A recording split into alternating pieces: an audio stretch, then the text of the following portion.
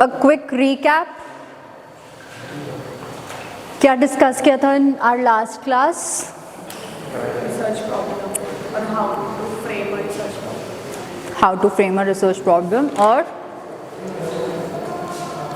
How to read and how to find research problem. How to find research problem अभी तक हमने सीख लिया ये. उसमें कोई डाउट आप लोगों को? लिटरेचर रिव्यू करना सीख लिया हमने, कैसे होगा? Any doubts? ओके.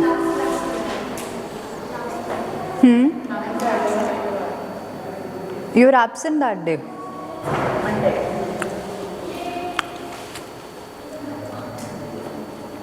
चलो एक क्विक रिकैप कर लेते हैं.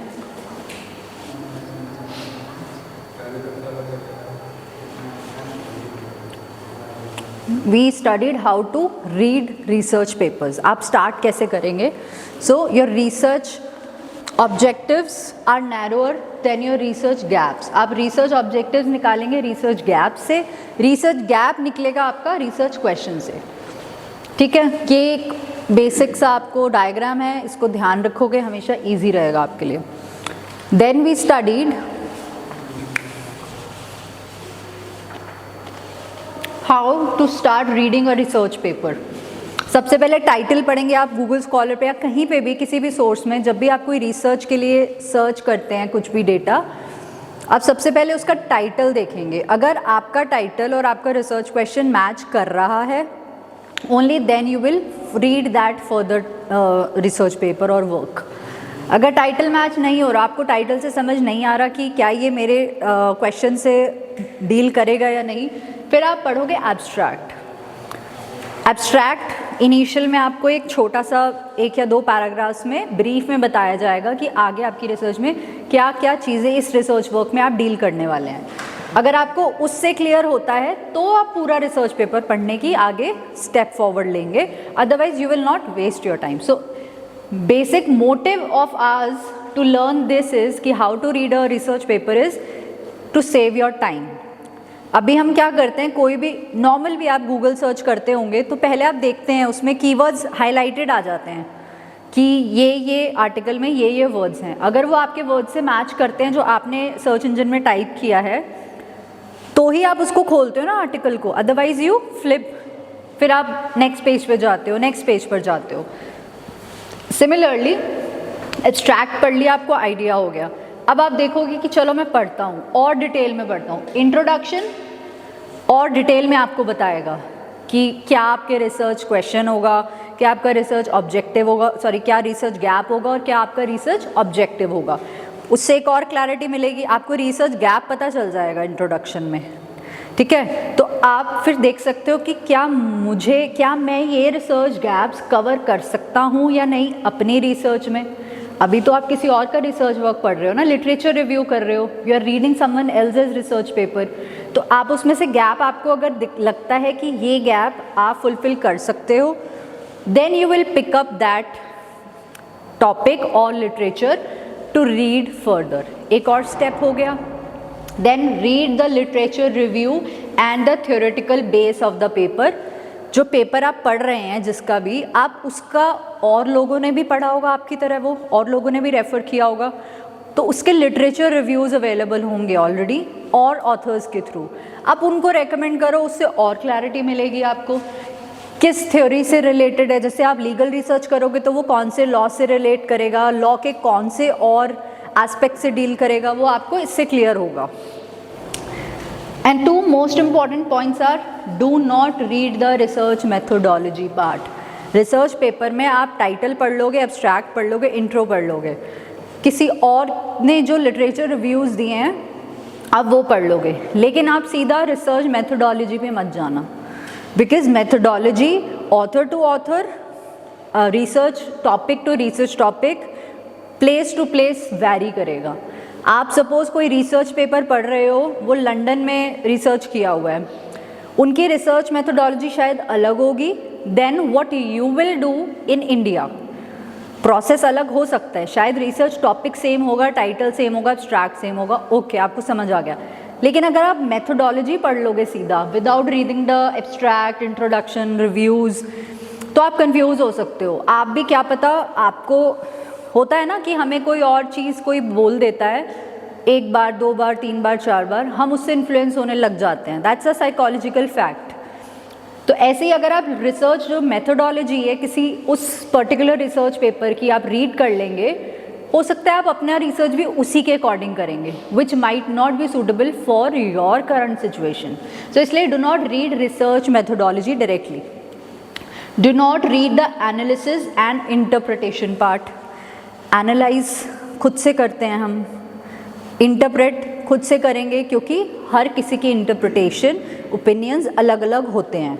So do not rely directly और do not rely only and solely on the analysis and interpretation of some other author. Clear? So these two things you do not have to do directly. जब आप ये सब पढ़ लोगे आपको clear होगा, इसका तब ओवरव्यू लेना आप स्टार्ट करोगे। डू नॉट से मतलब है कि डायरेक्टली आप इन पार्ट्स पे जंप नहीं करेंगे, ठीक है।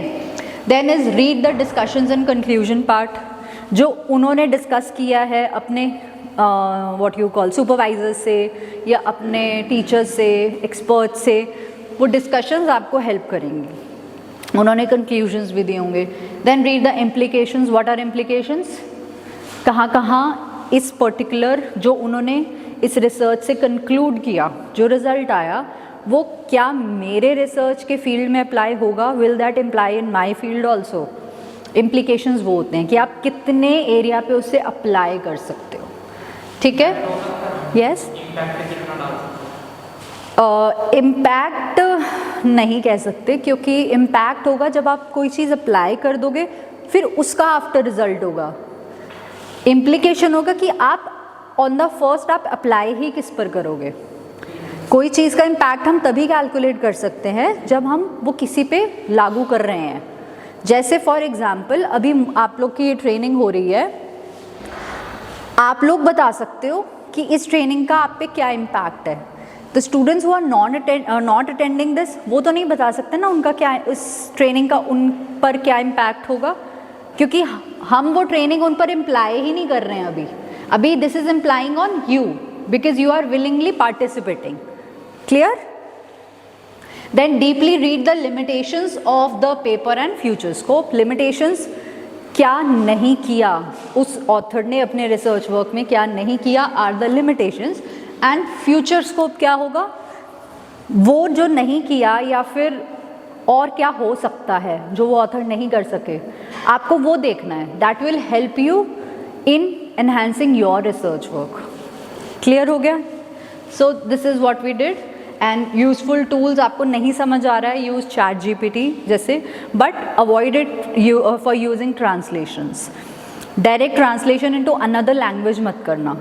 सिंप्लीफाइड फॉर्म में, जैसे कोई पैराग्राफ है आपको नहीं समझ आ रहा है, the English is not understandable, आप उसको सिंपलर फॉर्म में इंग्लिश में ही समझोगे तो वो बेटर रहेगा, instead of translating that particular paragraph into any other language.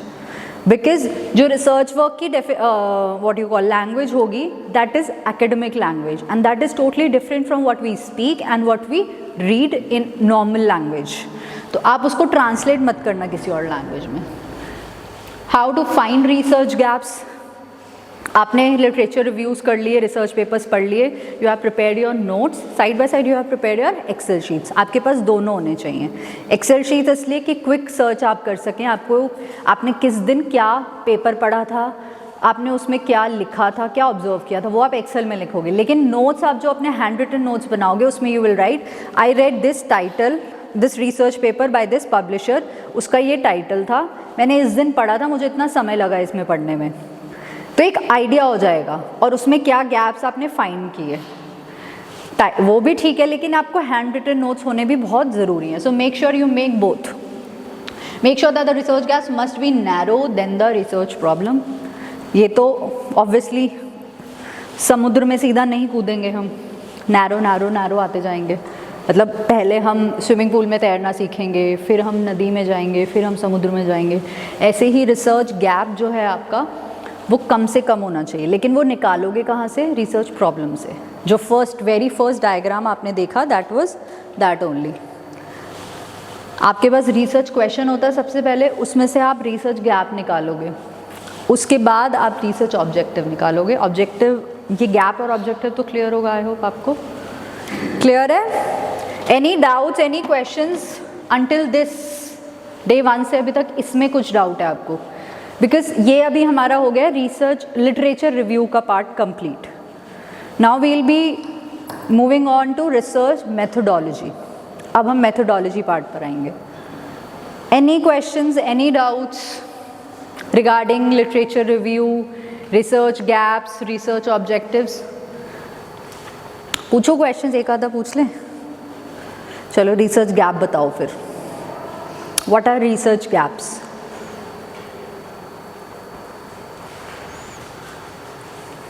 Anyone? अपने नोट्स में ही देख के बता दो चाहे मुझे, I don't mind.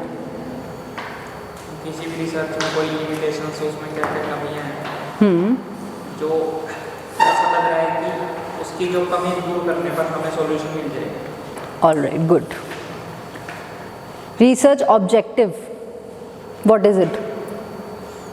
Main thing, मतलब आपने जो रिसर्च रिसर्च क्या है, हमारा पर्पस है रिसर्च करने, क्या अचीव करना है। How will you arrive at research objectives?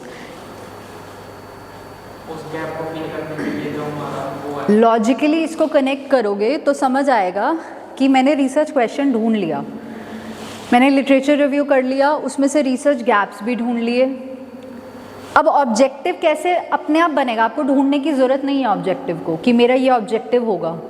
What some people do is पहले ही ऑब्जेक्टिव माइंड में फ्रेम कर लेते हैं कि मुझे ये करना है।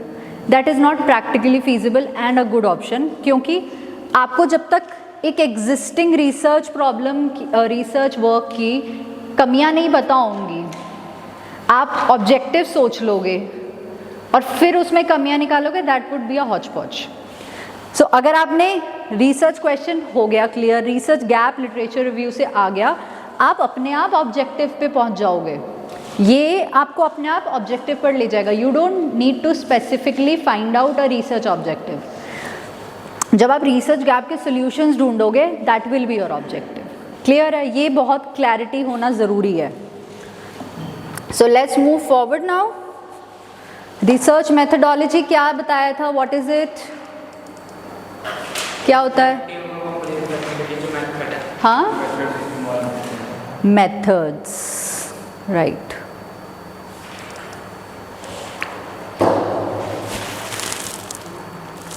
हार्ट ऑफ रिसर्च बताया था। जब रिसर्च मेथोडोलॉजी बताया था it is the heart of the research.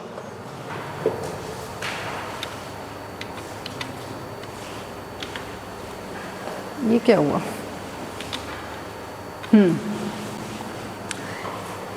Research methodology क्या है? Method, process. जैसे हमारा हार्ट होता है ना, सब बॉडी के जो पार्ट्स हैं वो हार्ट से ब्लड फ्लो होता है, पंप होता है, तभी हमारे सब बॉडी पार्ट्स वर्क करते हैं। सो इसीलिए heart is the most important part of our human body. Similarly methodology is the most important part. आपने सब ढूंढ लिया, ऑब्जेक्टिव ढूंढ लिया, रिव्यू कर लिया। अब आप उस ऑब्जेक्टिव तक पहुंचोगे। उस क्वेश्चन है आपके पास, गैप्स हैं, ऑब्जेक्टिव हैं, लेकिन उस ऑब्जेक्टिव तक आप पहुंचोगे कैसे? That you will decide through research methodology. जितनी अच्छी आपकी मेथड्स होंगे, जितनी अच्छी आपकी मेथोडोलॉजी होगी, उतना स्पेसिफिकली आप अपने ऑब्जेक्टिव तक पहुंच पाएंगे। मैं अगर यहाँ से ये गैप कवर करना है मुझे, मेरे को लास्ट तक जाना है, और मैं बैठ रही हूँ एक स्टेप पे, फिर उठ रही हूँ, फिर उस स्टेप पे बैठ रही हूँ, फिर उठ रही हूँ, फिर बैठ रही हूँ, ऐसे जाऊँगी तो मुझे कितना टाइम लग जाएगा ना पीछे पहुँचने में। या मैं एक पैर से चलने की कोशिश करूँगी वहाँ पहुँचने के लिए, प्रॉब्लम होगी। या फिर यहाँ अगर कोई ऑब्स्टैकल्स होंगे, सपोज़ ये बेंच है, ये बीच में बेंच होगा, मुझे पहले वो हटाना पड़ेगा। लेकिन अगर ये जितना क्लियर होगा मेरे माइंड में कि अगर सपोज़ यहाँ बेंच है तो मैं उधर से चली जाती हूँ, मेथड हो गया ना, मैं पहुँच गई वहाँ clearly. This is what is research methodology. आपको आपके क्वेश्चन के आंसर तक लेकर जाएगा। सो स्कोप क्या होता है? स्कोप ऑफ द रिसर्च आपकी रिसर्च कितनी ब्रॉड होगी, कितनी नैरो होगी, पहली बात तो ये आपके रिसर्च क्वेश्चन पे डिपेंड करता है। क्यों? क्योंकि रिसर्च क्वेश्चन अगर नैरो होगा तो रिसर्च भी नैरो होगी, रिसर्च क्वेश्चन बड़ा होगा, बहुत वाइड होगा, तो रिसर्च भी वाइड होगी। बताया था ना, उतना ही लो थाली में, व्यर्थ ना जाए नाली में। सो एक बैलेंस हमें करके चलना होगा। आपका रिसर्च मेथोडोलॉजी उस पर डिपेंड करेगा। जितने वास्ट आपके रिसर्च क्वेश्चंस होते जाएंगे उतना आपको वास्ट रिसोर्सेज लगेंगे, आपको मेथड्स उतने ज़्यादा अप्लाई करने पड़ेंगे। So scope tells the boundary of the research. क्या दायरा होगा आपके रिसर्च का? पहली बात तो आप स्कोप देखोगे मेथोडोलॉजी में। हार्ड है मेथोडोलॉजी, लेकिन कैसे, वो आपको आपका दायरा बताएगा। कितना करोगे, कब करोगे, कैसे करोगे, कहाँ से करोगे। So scope of the research, scope tells the boundary of the research. Geographical scope हो सकता है, जैसे कि आपके रिसर्च कौन से एरियाज पे एप्लीकेबल है या कौन से एरियाज से रिलेटेड है। सपोज जैसे पंजाब, हरियाणा, मध्य प्रदेश, या फिर सिर्फ पंजाब, सिर्फ Haryana, that is geographical scope. Time period scope is कि आपने कितने सालों के लिए, कितने टाइम के लिए आप ये रिसर्च करना चाह रहे हो, या आपको कितना टाइम लग सकता है, एस्टिमेटेड टाइम। या फिर आप जो इसमें you are basing your data collection, आप जो डेटा कलेक्ट कर रहे हो अपनी रिसर्च के लिए, उसकी एक लिमिट है कि जो 5 साल से पुराना डेटा होगा मैं उस पर रिलाई नहीं करूँगा या करूँगी। सिर्फ जो पिछले 5 साल से रिलेटेड जो रिसर्च वर्क हुआ है इस पर्टिकुलर टॉपिक पर, I will relate only to that, I will refer only to that. आपको ये स्कोप्स नैरो डाउन करने होंगे। आप पहले ज्योग्राफिकल स्कोप नैरो करोगे, कौन से एरियाज चुनने हैं मुझे, टाइम कितना लगेगा और कितने टाइम का लिटरेचर रिव्यू करना है मुझे। कंटेक्चुअल और थ्योरेटिकल स्कोप, किस कंटेक्स्ट में मेरे को करनी है अपनी रिसर्च। लाइक वो जो वेजिटेबल्स एंड फ्रूट्स वाला एग्जाम्पल था, किस कॉन्टेक्स्ट में, मेंटल हेल्थ के कॉन्टेक्स्ट में पूछ रहे हो मैम, या फिजिकल हेल्थ के कॉन्टेक्स्ट में आप पूछ रहे हो कि फ्रूट्स एंड वेजिटेबल्स कैसे हमारे हेल्थ को इम्पैक्ट करते हैं। So in what context are you asking, वो क्लियर होना ज़रूरी है आपको। Then we come is to research design. It's the map कि आपका पूरा रिसर्च का स्ट्रक्चर क्या रहने वाला है। आर्किटेक्ट मैप देता है हमें बिल्डिंग बनाने से पहले, that is research design. Sampling design, आप किस तरह से अपनी सैम्पल्स कलेक्ट करोगे। एग्जाम्पल, कॉफ़ी का टेस्ट हमने इम्पैक्ट पता करना था तो हम कैफ़े में गए, हमने पर्टिकुलर लोगों से कलेक्ट किए सैम्पल्स, या फिर जैसे उन्होंने बोला कि हम ओनर से भी बात कर सकते हैं। इट डिपेंड्स सैम्पलिंग आप कैसे करना चाहते हो। पॉपुलेशन पे डिपेंड कर सकती है वो, सैम्पल साइज़ क्या होगा, सैम्पलिंग टेक्निक क्या होगी, सैम्पलिंग डिस्ट्रीब्यूशन कैसे होगी। पॉपुलेशन क्या होता है? जनसंख्या। गुड। पॉपुलेशन, जनसंख्या।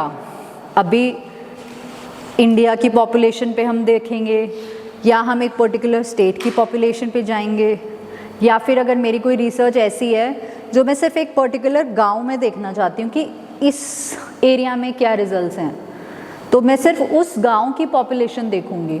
या फिर I want to see, like अभी यहीं का एग्जांपल लेते हैं हम, मुझे इस ट्रेनिंग का इम्पैक्ट देखना है तो मैं किसी और कॉलेज में तो नहीं जाऊँगी ना, जहाँ पर ये ट्रेनिंग कंडक्ट की जा रही है मैं सिर्फ उसी कॉलेज के स्टूडेंट्स पे इम्पैक्ट देख सकती हूँ।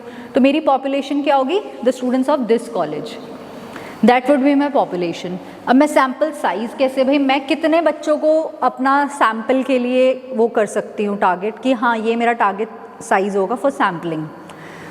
एक एक बच्चे से, सपोज़ अभी तो आप लोग ही हो सिर्फ 7-8 स्टूडेंट्स, अगर सपोज़ ये पूरी क्लास भरी होती तो क्या, या फिर हम एक बड़े ऑडिटोरियम में होते हैं इंस्टेड ऑफ दिस क्लासरूम, वहाँ पे 100-150 स्टूडेंट्स होते, तो क्या मैं एक एक स्टूडेंट से जाके उनके रिव्यूज़ लेती या इम्पैक्ट पूछती? नो, मैं रैंडमली पिक करती 20 स्टूडेंट्स और उनसे पूछती तो वो मेरा जो सैम्पल साइज होता वो उन पूरे ऑडिटोरियम में जो प्रेजेंट थे बच्चे उनको रिप्रेजेंट करता, दैट वुड, लेकिन वो पूरी ऑडियंस का रिजल्ट बताता मुझे। That is what is sampling. आप पूरा नहीं देख रहे हो, आप एक पार्ट देख रहे हो जो पूरी उस ऑडियंस को, उस पॉपुलेशन को रिप्रेजेंट कर रहा है। That will depend on my choice and my method. Technique क्या होगी, किस तरह से मैं वो सैम्पलिंग मतलब वो लेना चाहती हूँ उनसे डेटा, पर्सनली पूछकर, ऑनलाइन, या फिर कॉल कोई कर रहा है मेरा रिप्रेजेंटेटिव उनसे पूछ रहा है पर्सनली कि हाँ मैम आपको कैसा लगा, सर आपको कैसा लगा, या फिर मैं उनसे ही बोलती हूँ कि आप मुझे नोटबुक में या फिर आप एक पेपर पे आप मुझे अपने रिव्यूज़ लिख के दे दो and submit it to me. ये भी एक तरीका है। डिपेंड्स कितने बच्चे हैं, कैसे बच्चे हैं, how willing are they. And sampling distribution क्या होगा? सैम्पलिंग डिस्ट्रीब्यूशन इज़, मैंने अपने सब वो इम्पैक्ट क्या हुआ इस ट्रेनिंग का वो मुझे रिव्यूज़ मिल चुके हैं। अब जो मुझे रिज़ल्ट मिला है वो मैं और किस पर अप्लाई कर सकती हूँ, वो एक जनरल मैं बना लूँ अगर कि मैंने आप लोगों से आपके रिव्यूज़ लिए, ठीक है, तो क्या मैं इस सैम्पल कलेक्शन को रेस्ट ऑफ द स्टूडेंट्स पे अप्लाई कर सकती हूँ जिन्होंने एनरोल तो किया है इस ट्रेनिंग के लिए लेकिन प्रेजेंट नहीं है या अटेंड नहीं की है उन्होंने practically? Can I do that? That would be my sample distribution, कि मेरे जो रिजल्ट्स एक पर्टिकुलर सैम्पल से आए क्या मैं इसे होल सैम्पल या पॉपुलेशन पे लगा सकती हूँ? दैट इज़ डिस्ट्रीब्यूशन, कि मैं वो रिजल्ट्स को कैसे डिस्ट्रीब्यूट करना चाहती हूँ। क्लियर? Just an overview. कोई question?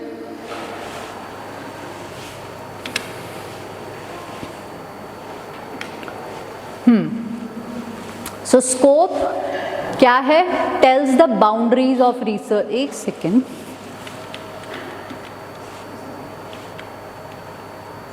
Some problem.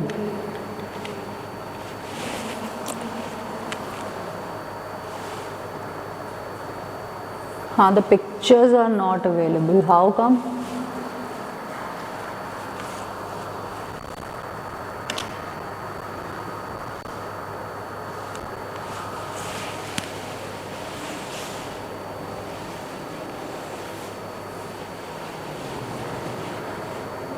So there was a picture जो कि नहीं आई है, आई थिंक कॉपीराइट इश्यूज़ की वजह से। सो मरीना ट्रेंच सुना है हमने सबने? मरीना ट्रेंच सुना होगा, ज्योग्राफी में सुना होगा। ट्रेंच सुना है? समुद्र में बिल्कुल जो डीपेस्ट पॉइंट होता है of the ocean, Mariana Trench, it is the deepest earth surface से सबसे जो बिल्कुल एंड पॉइंट है in the sea waters, that is Mariana Trench. एक इट्स लाइक दिस, ऐसे ऐसे वी बन रहा है, जैसे इंडिया का मैप है ना, नीचे से हमने देखा है वैसे ही एक ट्रेंच बनती है। That is the deepest in the world. आप उसके ऊपर सपोज आप समुद्र पर हो या उस पर हो आप, ठीक है, आप शिप पर जा रहे हो, आप स्कूबा डाइविंग के लिए इंटरेस्टेड हो, आप स्कूबा डाइविंग के लिए जाना चाहते हो। हम जब स्कूबा डाइविंग के लिए जाते हैं वो हमसे पूछते हैं what will be your range. किसी ने की है स्कूबा डाइव कभी? ओके, करना एट योर ओन रिस्क। हाँ, तो वो पूछते हैं हमसे कि आप कितना डीप जाना चाहोगे। वो अपने हिसाब से नहीं आपको कहीं भी भेज देते, it's your choice, there are levels. आप डिसाइड करते हो कि आपको कितना अंदर जाना है उस पानी में। रिसर्च भी वैसा ही है।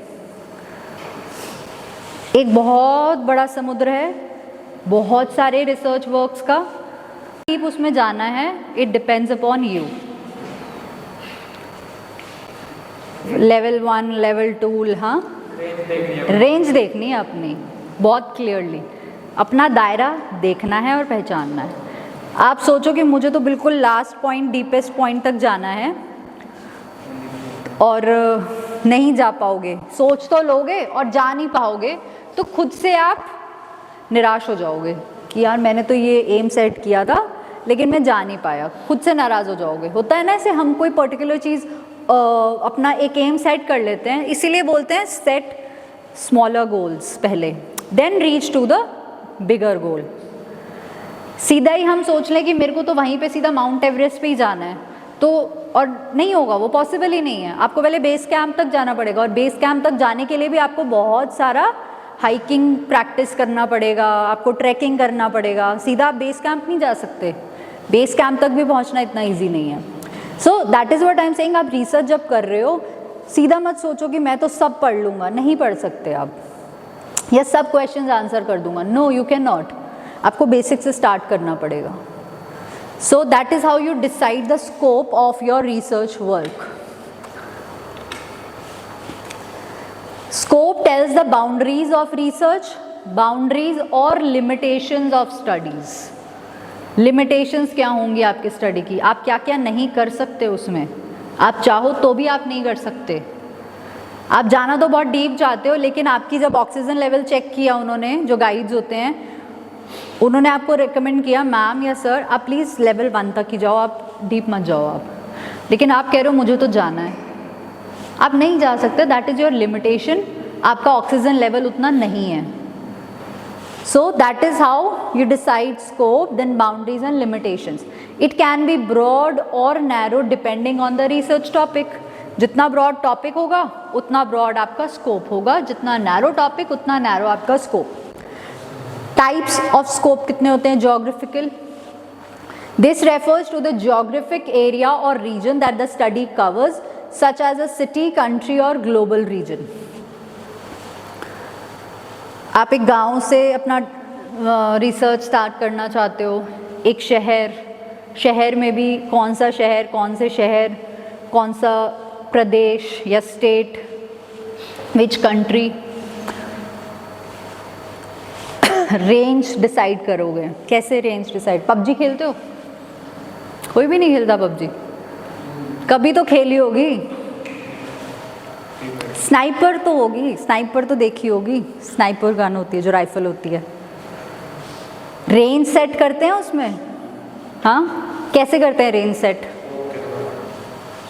स्कोप के द्वारा। आगे होता है ना, कोई भी गन हो उसमें आगे स्कोप होता है, स्नाइपर में आप उसको सेट करते हो, फोकस सेट करते हो, and then you shoot, aim and shoot. वो कैसे होता है? 1x पे आप कर रहे हो उसको सेट, 6x पे कर रहे हो, ऐसे ही करते हैं ना, if I am not wrong. तो उससे आपको एम पे फोकस कर पाते हो आप। कैसे? जब आपको स्कोप क्लियर होता है आपका। अगर स्कोप ब्लरी होगा या आप स्कोप पे अपना फोकस नहीं सेट कर पाओगे, क्या एम कर पाओगे, शूट कर पाओगे? नो, इसमें भी आपका स्कोप क्लियर होना ज़रूरी है, just like a sniper rifle. Geographical scope वही कि आप let's for example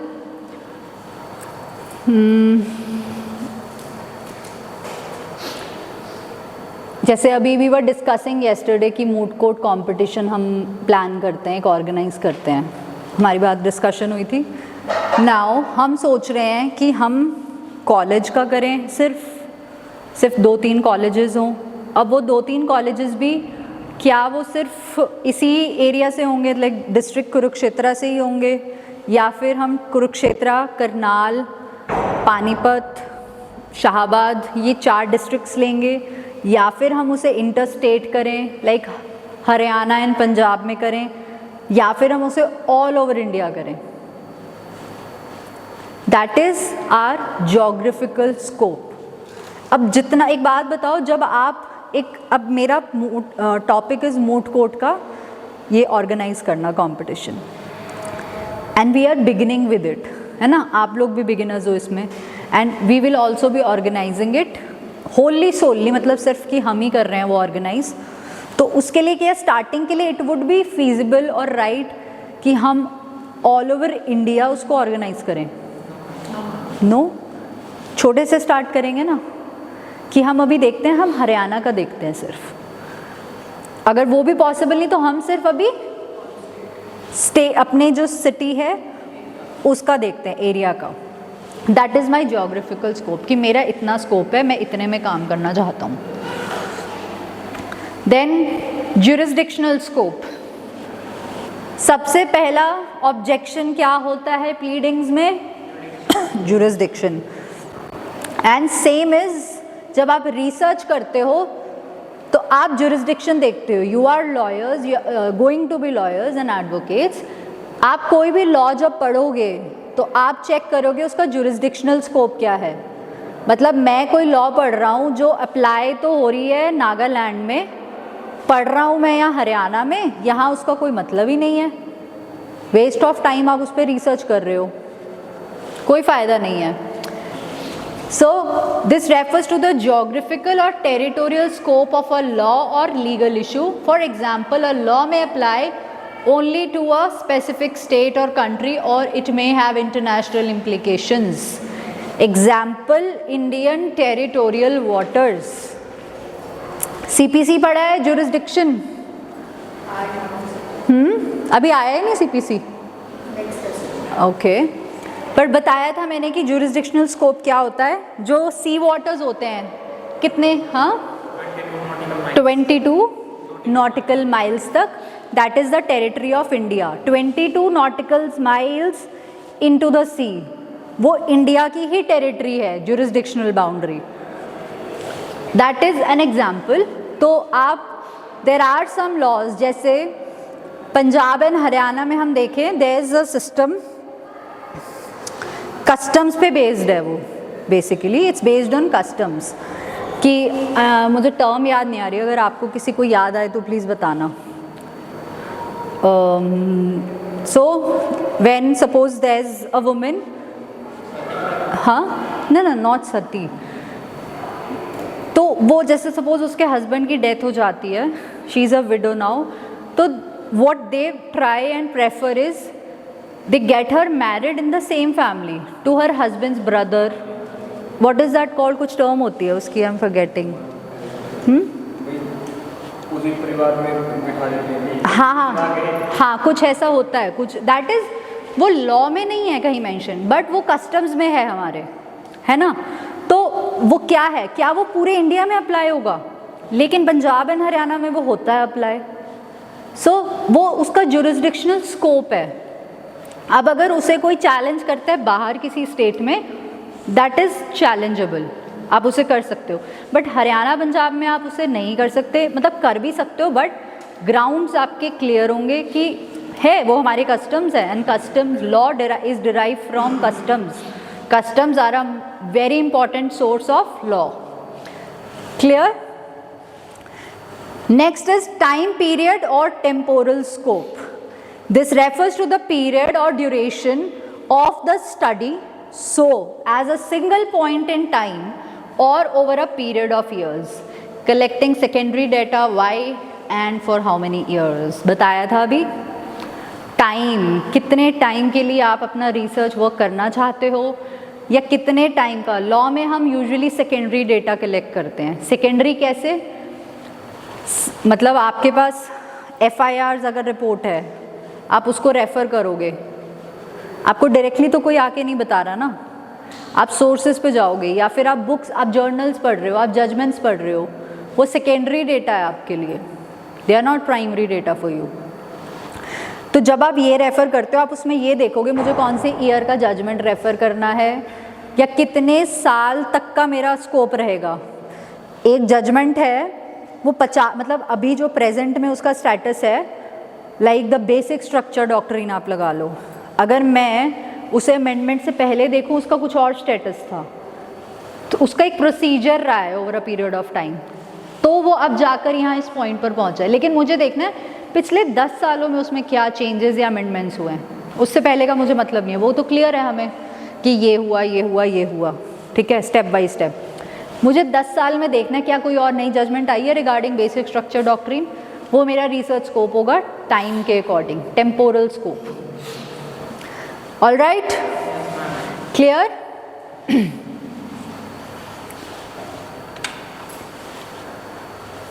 Population scope.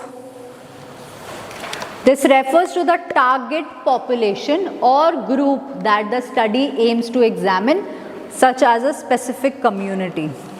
Example दिया था, I have to check the impact of this training course on the students of this college. वो मेरा पॉपुलेशन था, target population, that is my population scope.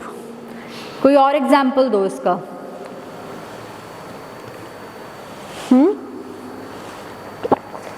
सोचो, some other example for population scope.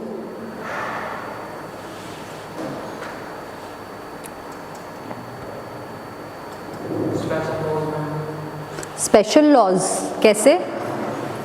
Example और थोड़ा सा clear करो। For example ma'am SCBC act है, right, specific community एक स्पेसिफिक कम्युनिटी पे लगता है, गुड। और या फिर forest wildlife protection act पढ़ा होगा या पढ़ोगे अभी आप फाइनल ईयर तक, ट्राइब्स के लिए। Thank you, very good. Next is theoretical scope. Helps to define the boundaries of a study by outlining the key concepts and theories that the study uses. मेरी स्टडी है regarding amendment in the constitution, ठीक है। For example मैं उस पर research कर रही हूँ कि कॉन्स्टिट्यूशनल अमेंडमेंट्स क्या क्या हुई, किस किस प्रोसेस से हुई, तो उसमें एक बेसिक डॉक्ट्रिन मैं यूज़ करूँगी, theory. What will be that? सोचो, उसमें एक बहुत बेसिक, जब भी आप कॉन्स्टिट्यूशनल में रिगार्डिंग अमेंडमेंट्स रिसर्च वर्क करोगे, आप एक थ्योरी बहुत बेसिक कॉमन रहेगी सबके लिए। क्या? डॉक्ट्रिन ऑफ बेसिक स्ट्रक्चर, कि क्या जो अमेंडमेंट्स हम कर रहे हैं अपने कॉन्स्टिट्यूशनल लॉ में, are they in this thing in consistence with your basic structure doctrine और in conflict with basic structure doctrine. क्या मैं जो अमेंडमेंट्स हो रही हैं वो हमारा बेसिक स्ट्रक्चर तो डिस्टर्ब नहीं कर रही हैं, उसी के दायरे में है, तो वो स्कोप हो गया थियोरेटिकल स्कोप, कि जो ऑलरेडी एग्जिस्टिंग डॉक्ट्रिन्स या थ्योरीज हैं उसको मद्देनज़र रखते हुए मैं अपना रिसर्च वर्क करूँगा। Clear? Branch of law, which branches होती हैं, कोई भी आप फील्ड ले लो, सबकी ब्रांचेस होंगी। साइंस की भी, जैसे साइंस में आप इंफॉर्मेशन टेक्नोलॉजी में आ जाओगे, और बहुत कंप्यूटर साइंसेस हो गए, और बायोलॉजी हो गया, अब तो डिज़ाइनिंग में भी साइंसेस आ गई हैं, टेक्नोलॉजी आ गई है डिज़ाइनिंग इंस्टीट्यूट्स में भी एंड उस फील्ड में भी। या फिर लॉ में भी अगर आप देख लो, कोर्सेज आप देखो, BCom LLB, BA LLB, BBA LLB, अब BSc LLB भी है नेशनल इंस्टीट्यूट्स में कहीं। So these are all branches. ऐसे ही आप कौन सी ब्रांच ऑफ लॉ में डील करोगे, that will be your scope only. कौन से ब्रांच में जाओगे आप, सिविल, क्रिमिनल, कॉन्स्टिट्यूशनल, मैट्रिमोनियल, जैसे कोर्ट्स में भी ब्रांचेस होती हैं ना, है ना? कैसे कैसे होती हैं, मतलब उसको स्पेसिफिकली ब्रांच नहीं बोलेंगे हम, लेकिन सेग्रीगेशन होती है ना, फैमिली कोर्ट्स अलग होते हैं, सिविल अलग, अच्छा कमर्शियल कोर्ट्स अलग होते हैं, ADR जो होता है वो अलग होता है, ADR जो होता है क्या सिटिंग होती है जहाँ पे centres. So branch of law. Next is research design. Research design is an overall plan that outlines how a researcher will conduct a study. Blueprint होता है, आप घर जब खरीदने जाते हो आपको आर्किटेक्ट एक प्लान देते हैं, एक रोड मैप देते हैं। सीधा तो जाके आप नहीं उसको बोल देते लो पैसे और घर दे दो मुझे, वो आपसे पैसे लेगा, पार्ट पेमेंट लेगा, आपको एक मैप डिज़ाइन दिखाएगा, अगर आपको पसंद आएगा तो ही आप खरीदोगे ना उसे, अगर नहीं ऐसे ही। अगर रिसर्च वर्क आपका जो ये डिज़ाइन है, रिसर्च डिज़ाइन, अगर वही आपका क्लियर नहीं होगा, रिसर्च वर्क नहीं कर पाओगे। नींव से भी पहले आपको मैप बनाना पड़ेगा, आउटलाइन आप किस डायरेक्शन में जाओगे। इट इज़ द ब्लूप्रिंट और road map that specifies the procedures क्या क्या करोगे, कैसे कैसे करोगे, methods and techniques to be used to address the research question. Clear? लिख लो।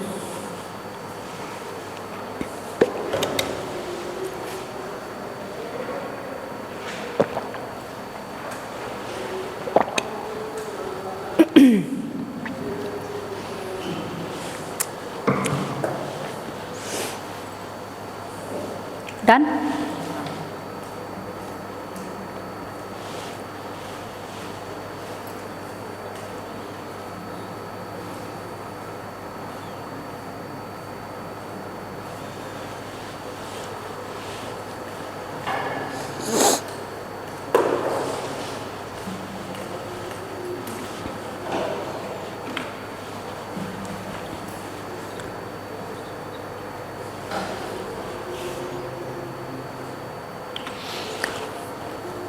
What do you see in this picture? यहाँ एक और पिक्चर भी थी, उन शायद वही कॉपीराइट इशू हो गया। मैंने फर्स्ट टाइम वैसे आई यूज़ सम अदर वेबसाइट, उसमें नहीं होता इशू, वो ये गूगल से की थी मैंने, शायद इसलिए हो गया। बट लैपटॉप में शो कर रहा था, यहाँ शो नहीं कर रहा। I don't know why. So क्या दिख रहा है ये पिक्चर से? दोस्ती, यूनिटी, हाँ, एकता और खुशी। दोस्तों के साथ तो खुशी होती है। और कैसे पता चल रहा है कि खुश हैं या दोस्त हैं या इनमें यूनिटी है, कैसे पता चल रहा है? एक्सप्रेशन से और बॉडी लैंग्वेज से और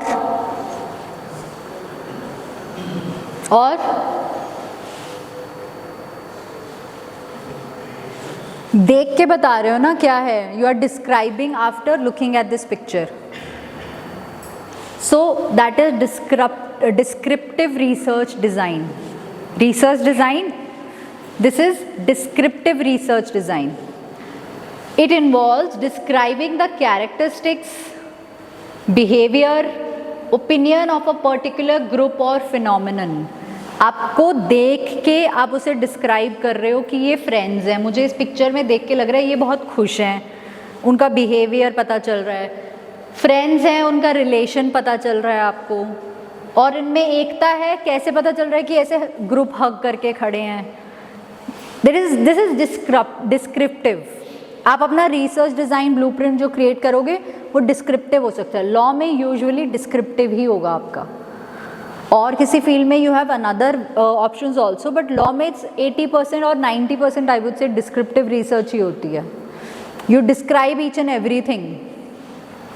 जैसे डिस्क्रिप्टिव और भी कैसे हो सकती है कि आप लेट्स से आपने एक पर्टिकुलर टॉपिक, क्रिमिनल लॉ पे आप रिसर्च कर रहे हो, तो आप क्रिमिनल लॉ में you will go for criminal law में भी कौन से ब्रांच से डील कर रहे हो या कौन से टॉपिक या सेक्शन से डील कर रहे हो। सपोज आप मर्डर से कर रहे हो, criminal law murder, then you will say murder और इंडिया में और कंट्रीज़ में उसको कैसे डिफाइन करते हैं, ठीक है। फिर इंडिया में जब आप मर्डर पे आए, what will amount to murder, what will not amount to murder, what will amount to culpable homicide not amounting to murder, that will be descriptive research। आप डिस्क्राइब कर रहे हो उसे। फिर उसके और क्या क्या जजमेंट्स आए, क्या न्यूज़ है उससे रिलेटेड, क्या केसेस हैं, क्या रेफरेंसेस हैं, that would be descriptive research design। this slip of tongue। next, picture देख के लग रहा है कि कहीं घूमने गए हैं, एक्सप्लोर कर रहे हैं। क्या एक्सप्लोर करते हो? नेचर। क्यों करते हो एक्सप्लोर?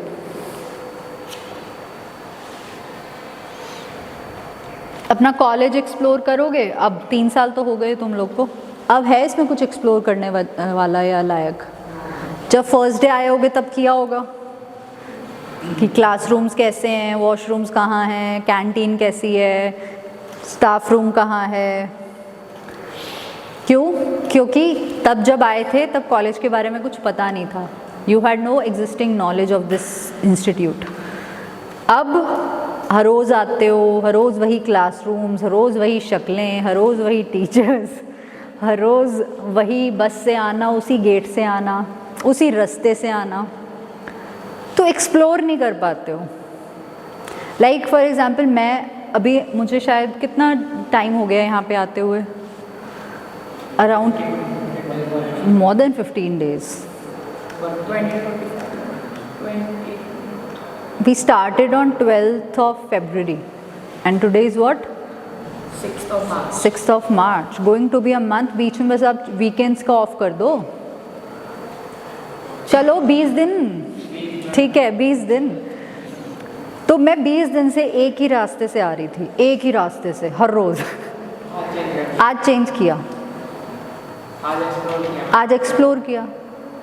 और हालांकि वो रास्ता भी ऐसा नहीं है कि कोई नया ही रास्ता होगा, लेकिन आप जब रेगुलरली एक ही चीज़ कर रहे हो, you tend to get bored. एक तो ठीक है, कुछ सीखते नहीं हो उसमें, कुछ नया एक्सपीरियंस नहीं होता, वो नया फील नहीं होता। वैसे ही रिसर्च में भी एक्सप्लोरेटरी रिसर्च हो सकती है आपकी। सपोज़ आप कोई ऐसा टॉपिक पिक कर रहे हो जिस पे ऑलरेडी रिसर्च हुआ ही नहीं हुआ है, उस पर ऑलरेडी इन्फॉर्मेशन ज़्यादा है नहीं, but still you are taking that task and challenge. तो आप अपने इंट्रोडक्शन में या रिसर्च डिज़ाइन में मेंशन करोगे कि मेरी रिसर्च डिस्क्रिप्टिव है या फिर मैं एक्सप्लोरेटरी रिसर्च कर रहा हूँ, so I am just exploring new aspects of this particular topic.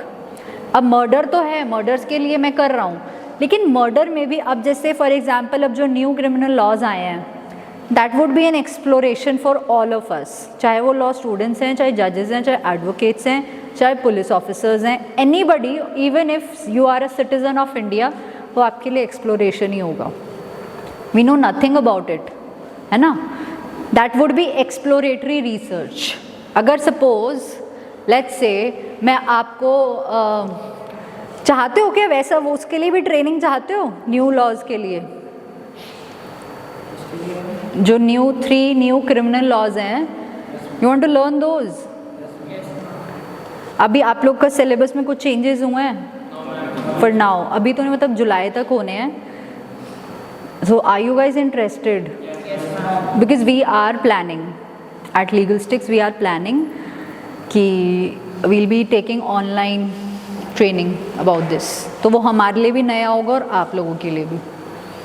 तो अगर इंटरेस्टेड हो तो बताना फिर, ठीक है। और अगर फिज़िकली चाहते हो तो we can take that also, but उसके लिए स्टूडेंट्स और होने चाहिए। If you want, talk to your teachers and your management.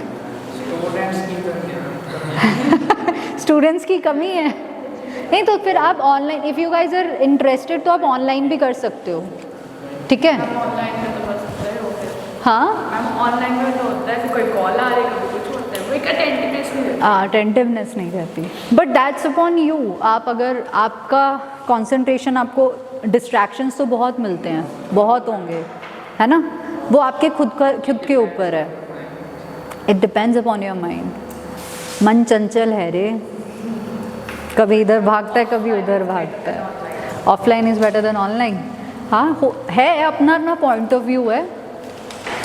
So this research design is used to gain a preliminary understanding of a phenomenon। preliminary understanding, जब एक topic नया नया है, आप उसे एक्सप्लोर कर रहे हो, तो वो एक आप इन की, मैंने क्या बोला था, जस्ट एन ओवरव्यू कि हम आगे क्या पढ़ने वाले हैं, दैट वाज एन ओवरव्यू। उसके बाद हमने उसको डिटेल में किया, एक्सप्लोर कर रहे थे हम, बिकॉज वो आज एक नया टॉपिक है, हमने रिसर्च मेथोडोलॉजी करनी है आज, और to generate ideas for further research. या फिर आप कोई एग्जिस्टिंग रिसर्च आप कर रहे हो, उसके लिए आपको और आइडियाज़ चाहिए बट कुछ नए, तो आप एक्सप्लोर करोगे। It is often used when there is limited knowledge about a particular topic और when the research question is broad and general. जब एक टॉपिक पर एग्जिस्टिंग नॉलेज कम है, लिटरेचर रिव्यू कम है आपके पास, तो आप एक्सप्लोर करोगे अबाउट अ पर्टिकुलर टॉपिक, और when the research question is broad and general. Broad and general, hotel में जाते हो या कैफ़े में या कहीं भी, क्या करते हो सबसे पहले जाके? मेन्यू देखते हो, फिर प्राइस देखते हैं, ठीक है, ओके, ठीक है। तो जब आप एक रेस्टोरेंट या कैफ़े में बार बार जा रहे हो तब तो नहीं बार बार प्राइस चेक, तब तो पता हो जाता है कि इसका ये प्राइस है, इसका ये प्राइस है। मेन्यू में वो आइटम कहाँ पर होगी वो भी हमें पता होता है, कौन से पेज पर, कौन सा नंबर पर। नई जगह जाते हो, नए रेस्टोरेंट में, तो देखते हो ना मेन्यू एंड प्राइस, देन हमारी पॉकेट अलाउ कर रही है या नहीं कर रही है, एक्सप्लोर कर रहे हो। अब उसमें भी अगर मेन्यू, अब तो 2 मेन्यू दे देते हैं हर बार, है ना, एक आपका बार मेन्यू और एक फूड मेन्यू अलग से।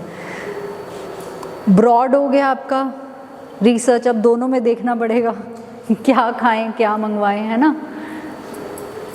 एक मेन्यू है उसमें भी 2 पेजेस हैं, उनके पास लिमिटेड स्नैक्स हैं, पता है हमें, और ये कॉफ़ी है, एक चाय है, एक मोहितो है, बस, और कुछ नहीं है, लिमिटेड नैरो स्कोप है।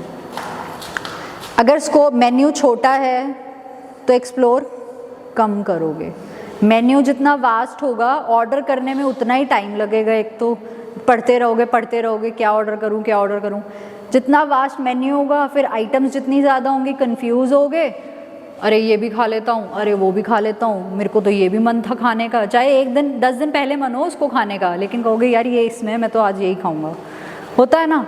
तो रिसर्च आपकी वो एक्सप्लोर, जो स्कोप है एक्सप्लोर करने का, वो भी बड़ा हो गया आपका। So it is often used when there is limited knowledge, या तो नॉलेज ही नहीं है आपको किसी चीज़ के बारे में, मेन्यू नई जगह पर आए हो, पता ही नहीं है क्या है मेन्यू में, लिमिटेड नॉलेज है, या फिर आपका जो रिसर्च क्वेश्चन है क्या ऑर्डर करना है वो बहुत वास्ट है, आपके पास बहुत सारे ऑप्शंस हैं। This is when you use exploratory research design. और ये आप अपने इंट्रोडक्शन के साथ साथ ही बताओगे, इंट्रोडक्शन में ही मेंशन करोगे कि my research is it going to be a descriptive research, exploratory, explanatory, whatever, ताकि आप, जैसे आप भी किसी का रिसर्च वर्क जब पढ़ोगे तो उसमें वो इंट्रोडक्शन में ही मेंशन्ड होगा, सैम्पल साइज़ क्या है मेरे रिसर्च का, पॉपुलेशन साइज़ क्या है, इम्प्लीकेशंस क्या हैं, लिमिटेशंस क्या हैं, जो अभी तक हमने सब पढ़ा है ना, वो ब्रीफ में आपके इंट्रो में सब आएगा। डे 1 से लेके जो आज तक आप पढ़ रहे हो, everything will come into your introduction part, ताकि आपके रिसर्च का भी किसी और को एक ब्रीफ मिल सके, और आप किसी का रीड कर रहे हो तो आपको एक ब्रीफ मिल सके। Then is explanatory research design, इधर भी पिक्चर गायब है। This is used to determine cause and effect relationship between variables. Cause and effect कैसे, क्या होता है cause and effect का एग्जाम्पल दो।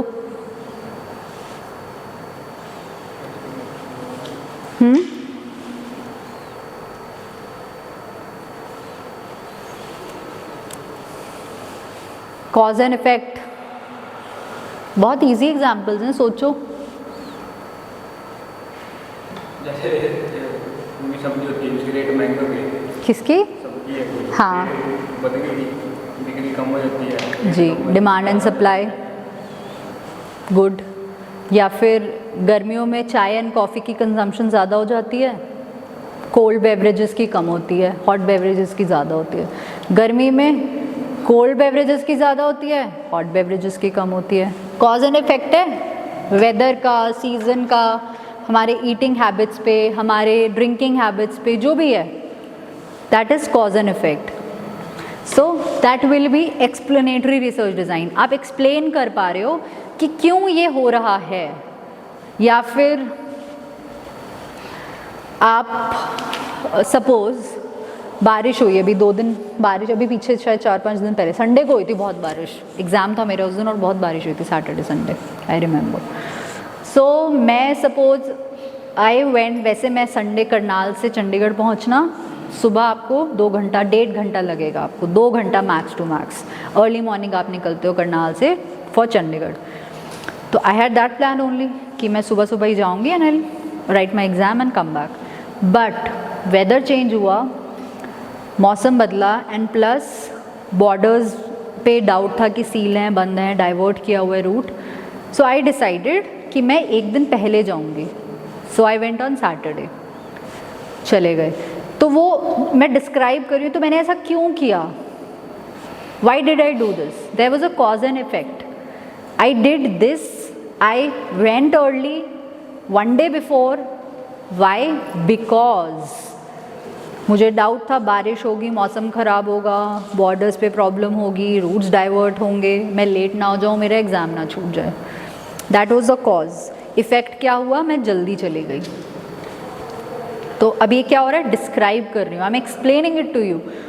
जब कोई रिसर्च कुछ एक्सप्लेन करे through reasons and logical reasons and its effects, that is this thing explanatory research. या फिर बारिश हो रही है, बारिश हो रही थी उस दिन, गाड़ी से मैं सेंटर पे गई, गाड़ी से मैं वापस आई, और जब मैं सेंटर में पहुंची तब भी बारिश नहीं हो रही थी, सेंटर से निकली तब भी बारिश नहीं हो रही थी। लकी एनफ आई वुड से, बिकॉज मैं टाइम से पहुंच गई। सबसे I was the first one two enter my exam centre, सबसे पहले मैंने ही सिग्नेचर्स किए थे। और जैसे ही मैं गई 10 मिनट वहाँ पे बहुत बारिश स्टार्ट हो गई, सब स्टूडेंट्स भीगते हुए आ रहे हैं, मैं मस्त मजे अपने से क्लास में बैठी हूँ और देख रही हूँ उन बच्चों को भीगते हुए। तो अब क्या होता है, उसमें से मेरी एक फ्रेंड भी थी, वो लेट आई, वो भीग गई, और जब बाई चांस एग्ज़ाम से हम वापस निकले, मेरा जल्दी हो गया, तो 15 मिनट्स पहले आप निकल सकते हो। मैंने अपने इन्विजिलेटर को रिक्वेस्ट किया कि I have to reach early, मैंने अपना आंसर शीट दिया, वहीं रखा और मैं आ गई। तब बारिश नहीं हो रही थी। अगेन जब सब स्टूडेंट्स बाहर निकले, बहुत तेज़ बारिश हो रही थी, वो फिर भीग गए बेचारों ने, भीगे भीगे में एग्ज़ाम दिया, फिर भीग गए। वो आए तो उसकी तबीयत ख़राब, नेक्स्ट डे मेरी बात हुई, बुखार हुआ था उसे। अब इससे आप क्या इसको कंक्लूड करोगे, आपको क्या आउटकम आपको समझ आया इस पूरे इंसिडेंट से?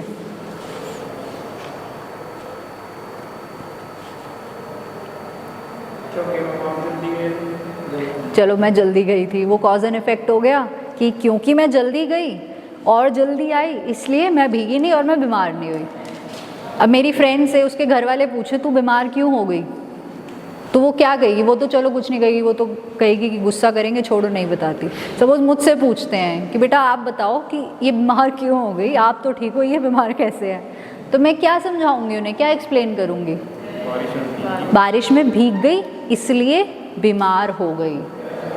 That is explanatory. मैं अपनी रिसर्च में बता रही हूँ कि मैं ये इसलिए कर रही हूँ क्योंकि ऐसा हुआ, या ये ऐसा हुआ इसलिए मैंने वैसा किया। That is explaining my cause and its effects. हो गया क्लियर? कोई क्वेश्चन? ऐसे ही जब आप लॉ में करते हो, आपके पास रीजंस होने बहुत ज़रूरी हैं हर चीज़ के लिए। आप चाहे बीइंग अ जज डिसीजन भी दे रहे हो ना, आपको रीजनेबल होना ज़रूरी है। सो आपके लिए ये बहुत इंपॉर्टेंट है, descriptive research, explanatory research, exploratory research. क्यों इम्पॉर्टेंट है आपके लिए बीइंग लॉ स्टूडेंट्स? बताओ, ये 3 डिज़ाइंस जो हैं ये सबसे ज़्यादा इम्पॉर्टेंट है फॉर यू एज लॉयर्स, जजेस, एडवोकेट्स, कॉर्पोरेट्स, व्हाटएवर। क्यों? एक्सप्लेनेटरी इसलिए because you need to give rational reasons for your decision और for your arguments if you are an advocate. तो आप एक्सप्लेनेटरी रिसर्च करोगे कि मैं ये आर्ग्यू क्यों कर रहा हूँ या कर रही हूँ। एक्सप्लोरेटरी रिसर्च क्यों करोगे? आप जज साहब हो और आप एक्सप्लोरेटरी रिसर्च करोगे, क्यों?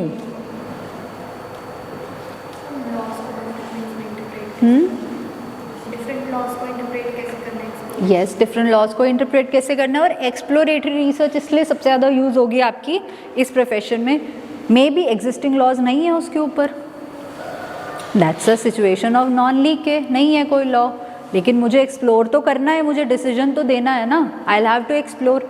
तो मैं अपने एलआर्स को बोलूँगी कि आप ज़रा एक्सप्लोर कीजिए और एक इस टॉपिक पे। कोई केसेस नहीं है लैंडमार्क, कोई सुप्रीम कोर्ट के ऑर्डर्स नहीं है, जजमेंट्स नहीं है, कोई लॉ नहीं है लेजिस्लेटिव के द्वारा, तो मैं उन्हें बोलूँगी आप एक्सप्लोर कीजिए, है ना। और डिस्क्रिप्टिव रिसर्च क्यों होगी? आप एडवोकेट हो, आप डिस्क्रिप्टिव रिसर्च करते हो, क्यों? मूड कोर्ट में भी किया आपने डिस्क्रिप्टिव रिसर्च, कैसे की थी? मूड कोर्ट प्रॉब्लम आई आपके पास, आपने फैक्ट्स पढ़े, उसे डिस्क्राइब किया, है ना? That was descriptive research. आपने फैक्ट्स पढ़े, उसे डिस्क्राइब किया अपने मेमोरेंडम में, और फिर उससे रिलेटेड रिसर्च की आपने कि मेरे पास ये फैक्ट्स हैं, मुझे इनसे रिलेटेड ढूंढना है। That was descriptive research. Clear? कोई डाउट? चलो, एंड ऑफ स्लाइड।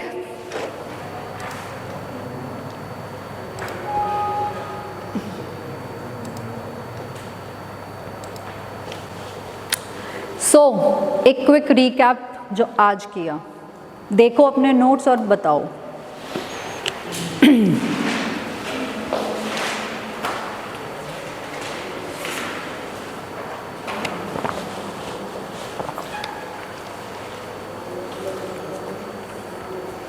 अगर मैं आपको अभी बोलूं कि आपने जो आज सीखा मुझे सिखाओ, तो कैसे सिखाओगे? मैं अपना पॉपुलेशन, अपने सैम्पल पॉपुलेशन का वो चेक कर रही हूँ, इम्प्लीकेशंस, ठीक है?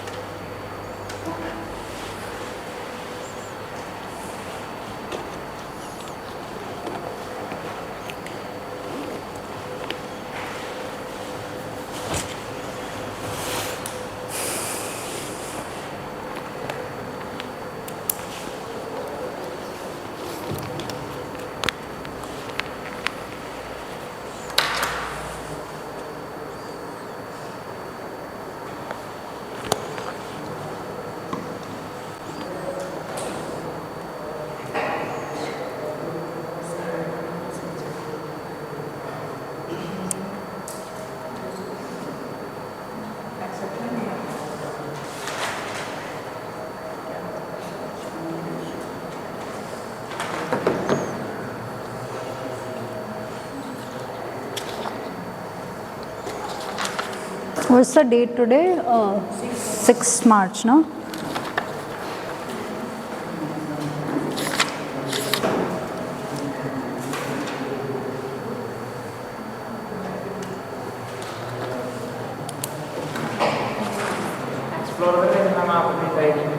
नहीं, एक्सप्लोर नहीं कर रही थी, चेक कर रही थी, कोई डेट चेक कर रही थी।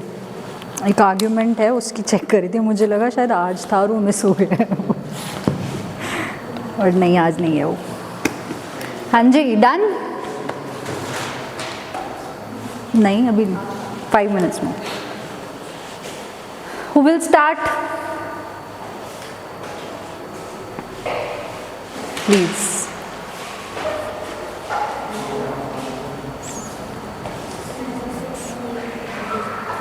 सामने आके।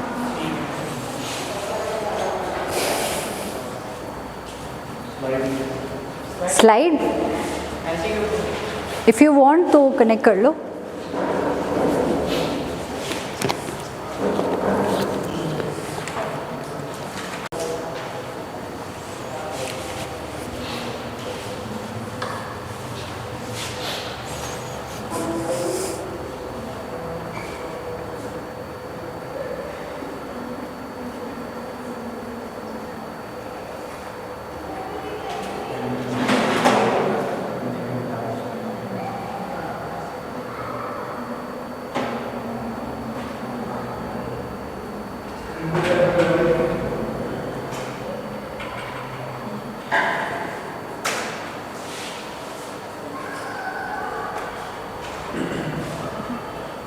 Yes.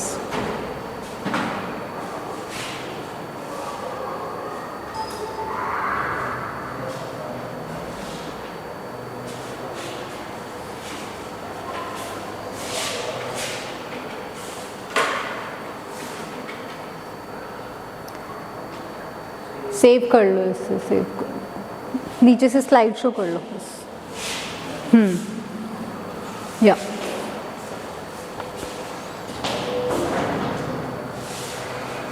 तो मैम आज हमारा टॉपिक है सबसे पहले रिसर्च मैथडोलॉजी। ओके,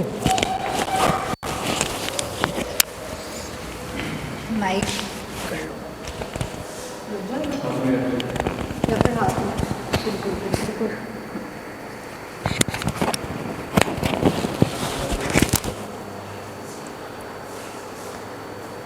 तो सबसे पहले है research methodology, means heart of the research. For example हमारी बॉडी में हार्ट है और वो फुल बॉडी में जितने भी ऑर्गन्स हैं उन सब में जैसे ब्लड को पंप करता है, बेसिकली वो सारे फंक्शन परफॉर्म करवाते हैं जिसकी वजह से हम सर्वाइव कर रहे हैं। तो इसी तरह ही रिसर्च मैथडोलॉजी में भी एक रिसर्च मैथडोलॉजी जो पार्ट है वो हार्ट ऑफ द रिसर्च है। तो रिसर्च मैथडोलॉजी में सबसे पहले है scope of the research.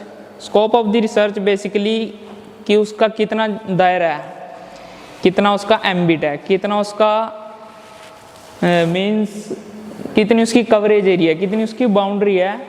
For example geographical scope, ये टाइप्स हैं स्कोप के, और time period scope and contextual और theoretical scope. Geographical scope means किसी भी टेरिटरी को लेकर जितने भी स्कोप हैं। फॉर एग्जांपल हम पर्टिकुलरली हरियाणा में तो नहीं कर रहे, पर्टिकुलरली पंजाब में नहीं कर रहे। फॉर एग्जांपल हमने परसों किया था शायद यूसीसी इन उत्तराखंड, तो उसमें हमारा जियोग्राफिकल स्कोप लिमिटेड था उत्तराखंड तक।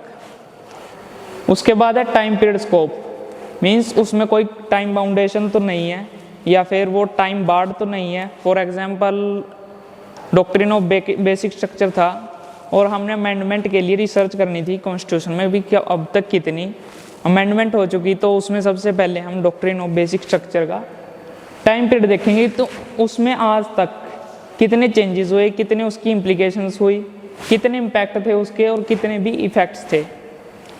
एंड देन कॉन्टेक्चुअल और थ्योरेटिकल स्कोप, मीन्स किस कॉन्टेक्स्ट में हम उसका स्कोप में उसको स्टडी करने जा रहे हैं। बेसिकली उसमें वो एग्जांपल हमने लिया था जैसे वेजिटेबल्स एंड फ्रूट्स का, तो उसमें कंटेक्स्ट हमारा क्या था कि फिजिकल हेल्थ पर या मेंटल हेल्थ पर या साइकोलॉजिकल या बायोलॉजिकल। तो उसमें हम कंटेक्चुअल स्कोप देखें कि हमारा कंटेक्चुअल स्कोप क्या होगा। देन आता है research design. Basically research design होता है कि हमारा ब्लूप्रिंट क्या होगा, बेसिकली ओवरऑल प्लान क्या होगा। तो हम उसके अकॉर्डिंग हम अपना सबसे पहले ब्लूप्रिंट बनाएंगे कि हमारा ऐसे ऐसे करके मेथड होगा कि हम उसको रिसर्च को कैसे करेंगे बेसिकली। फिर है सैम्पलिंग डिज़ाइन, जो बेसिकली मैम अभी भी कर रहे हैं कि हमारा जो इस इंस्टीट्यूट में मैम की ट्रेनिंग का दिया हुआ सैम्पलिंग, बेसिकली अपना इम्पैक्ट जानने के लिए कि इंस्टीट्यूट में हमारी ट्रेनिंग का क्या इम्पैक्ट है, तो उसका सैम्पलिंग टेस्ट करके पूरे इंस्टीट्यूट के जितने भी स्टूडेंट्स हैं उनको में से कुछ सिलेक्टेड स्टूडेंट्स पर सैम्पलिंग टेस्ट करके अपनी रिसर्च को रिज़ल्ट पर ले जाना। सैम्पलिंग डिज़ाइन पॉपुलेशन में भी हो सकती है, और सैंपल साइज़ कि हमने अपना कितना साइज रखा है, कैटेगराइज कितनी किया है, सैंपल टेक्निक किस टेक्निक से हमने किया। बेसिकली मैम चाहे तो टेस्ट ले सकती हैं, 1 बाय 1 स्टूडेंट से पूछ सकते हैं या फिर उनसे रिव्यू क्वेश्चन ले सकते हैं एंड ऑल अदर टेक्निक्स। फिर है sampling distribution. Sampling distribution basically उस सैम्पलिंग टेस्ट से जो भी रिज़ल्ट आए क्या हम उसको दूसरे इंस्टीट्यूट पर अप्लाई कर सकते हैं, या फिर जो अटेंड नहीं कर रहे इस क्लास को तो उनके ऊपर हम उसको अप्लाई कर सकते हैं या नहीं उस सैम्पलिंग टेस्ट को। Thank you. Next slide.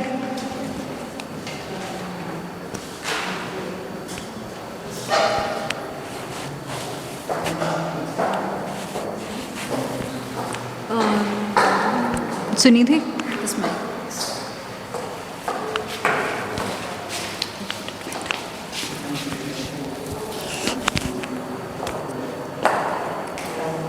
इसको आगे कैसे करते हैं?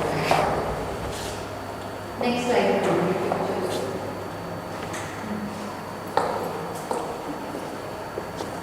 रिसर्च मेथोडोलॉजी मतलब कि द वे, मतलब कैसे आपको अपने गोल तक पहुंचना है, वो होता है रिसर्च मेथोडोलॉजी। तो स्कोप देखते हैं, scope of the research. What is scope of the research, कि रिसर्च के हम अंदर हमें क्या क्या चीज़ें ऐड करनी है, क्या क्या हमने उसमें इंफॉर्मेशन डालनी है, जैसे और कहाँ तक डालनी है, क्या लिमिट्स हैं और क्या कहाँ तक हम उसको ले जा सकते हैं और कहाँ तक लिमिट्स हैं। जैसे कि बाउंड्रीज ऑफ रिसर्च, बाउंड्रीज और लिमिटेशंस ऑफ स्टडी। हम कुछ स्टडी कर रहे हैं, उस स्टडी को कहाँ तक ले जा सकते हैं। फॉर एग्जांपल हम हिंदू लॉ को स्टडी कर रहे हैं या फिर हिंदू मैरिज को अगर स्टडी कर रहे हैं तो हम हिंदूज़ के ऊपर रिसर्च करेंगे, हम मुस्लिम्स के ऊपर रिसर्च नहीं करेंगे। It can be broad narrow depending on the research topic. Topic जैसा है उसको हम थोड़ा नैरो डाउन कर सकते हैं या फिर ब्रॉडली हम पूरे में रिसर्च कर सकते हैं। Types of scope, geographical scope. Geographical scope like एक पर्टिकुलर एरिया में, एक पर्टिकुलर लोकेलिटी में हमें रिसर्च करनी है या फिर जनरली पूरे इंडिया में रिसर्च करनी है, that is geographical view. Jurisdictional scope, for example एक हमारे कोर्ट्स हैं, उनका ज्यूरिसडिक्शन यहाँ पे है तो हम उन्हीं कोर्ट्स में जाके अपना केस फाइल करेंगे। ऐसे ही ज्यूरिसडिक्शन अगर हमें इंडिया के किसी टॉपिक पे पर्टिकुलरली अगर हमें यहाँ पे रिसर्च करनी है तो फिर हम फ़ौरन रेफ़र नहीं करेंगे। टाइम पीरियड, टेम्पोरल स्कोप, हम जो स्टडी कर रहे हैं हमें जो चीज़ लिखनी, फॉर एग्जांपल एक आर्टिकल लिखना है तो उसके लिए कितना टाइम हम कंज्यूम करेंगे, कितना टाइम हम लेंगे, वो होगा टाइम पीरियड स्कोप।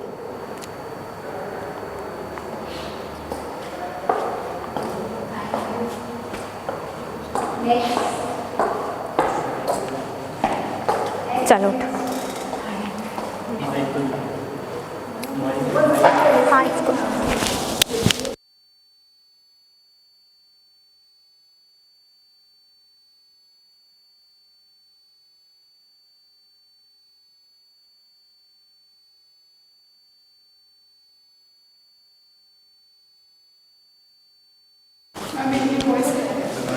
वो कैमरा में नहीं आ रहा। पॉपुलेशन स्कोप ये होगी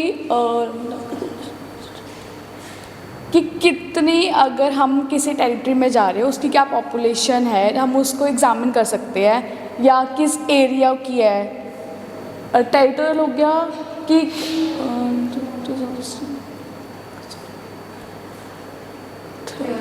थ्योरेटिकल हो गया,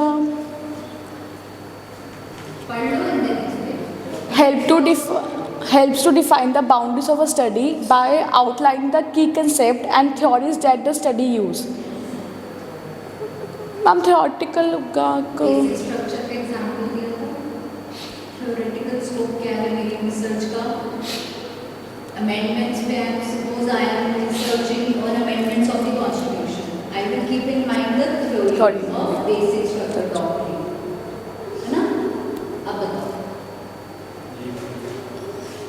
मैम अमेंडमेंट्स हो गई और While I am researching on the topic of amendments in constitutional law, I will refer, my scope would be the theory of basic structure.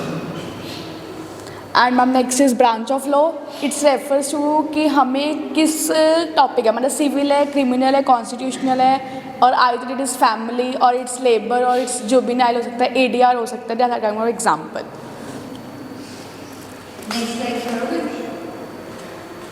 Research design is an overall plan that outlines how to research will conduct a study. हम कोई property लेते हैं, उसमें हम जब जाते हैं हमें एक कोई प्लॉट लेना है, हम डायरेक्ट तो जाएंगे नहीं, हमें काइंड ऑफ एक प्रिंट मिलता है, काइंड ऑफ मैप, हम उस पर डिसाइड करते हैं क्या ये हमारी फैमिली के लिए या हमारे लिए वो सुटेबल है कि नहीं है। Next is descriptive research design.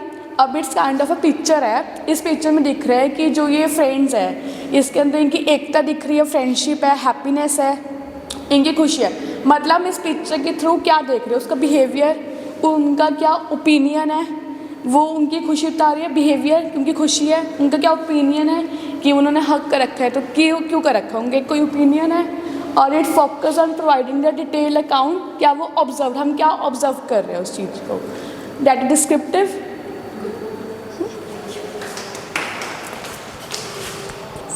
Next,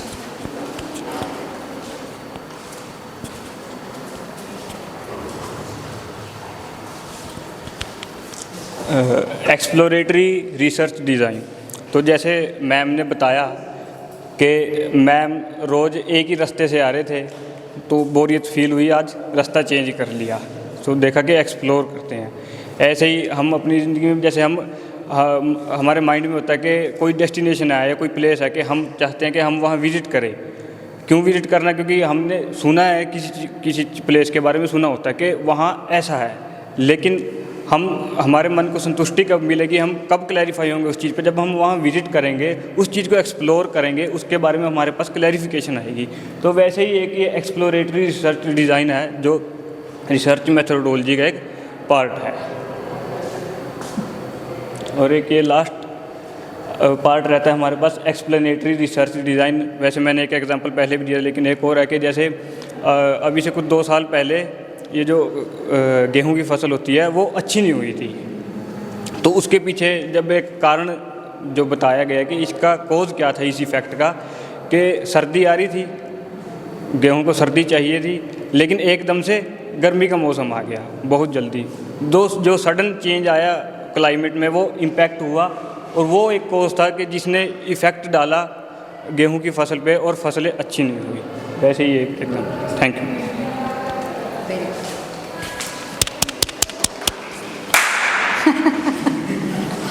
एक बार अपने लिए कर लो ना क्लैपिंग, फिर जोर से सब अपने लिए इतनी सी करोगे बस।